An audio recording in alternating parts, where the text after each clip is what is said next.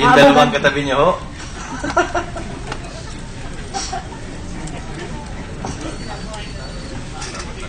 Po, pakisagot po sa mikropono, ma'am. Opo, may lawyer. Sino pong lawyer ang katabi po ninyo? Opo. Bakit daw po?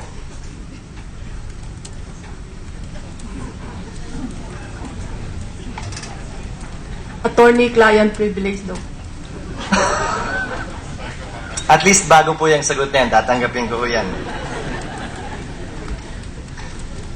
Isa na lamang po, Ginang Napoles, para makapagtanong din po ang ilan sa aming mga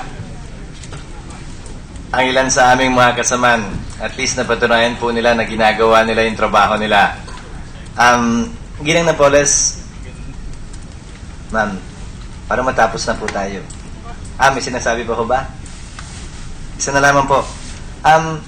So, ang sinasabi ninyo sa amin, hindi totoo lahat ng sinasabi ng mga testigo dito. At puro mga kasinungalingan, pawang kasinungalingan, at mga sinungaling sila. Yun po ang sinasabi nyo? Opo.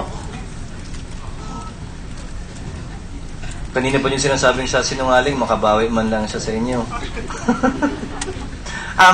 At wala kayong kinalaman under oath sa anumang transaksyon kaugnay ng PDAF na may kinalaman ang mga kongresista at mga senador. Opo, Your Honor.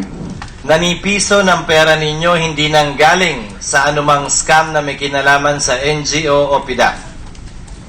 Opo, Your Honor. Na yung mga NGO na pinorma na nakinabang sa PDAF, hindi sa inyo yon. Opo. Na sila Ben Horloy lang ang may kinalaman dyan at hindi kayo kasabwat sa anumang paraan. Hindi ko pa alam po. Ano po? Hindi ko alam. Na wala kayong binibigay na anumang pera sa maski na sinong senador, chief of staff ng senador, congressman o sino mang chief of staff ng congressman. Opo.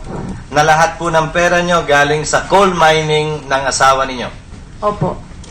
Maraming salamat po, Ginang Napoles. Thank you, Mr. Chairman. Okay, ang susunod si Senator Bam Aquino. Senator Aquino. Magandang hapon, Ginang Napoles, sa mga whistleblowers, Secretary de Lima, magandang hapon. Follow-up question lang po doon kay Senator Escudero. Kung nag-executive session po ba tayo, iba po ba yung mga sagot ninyo? O pareho pa rin?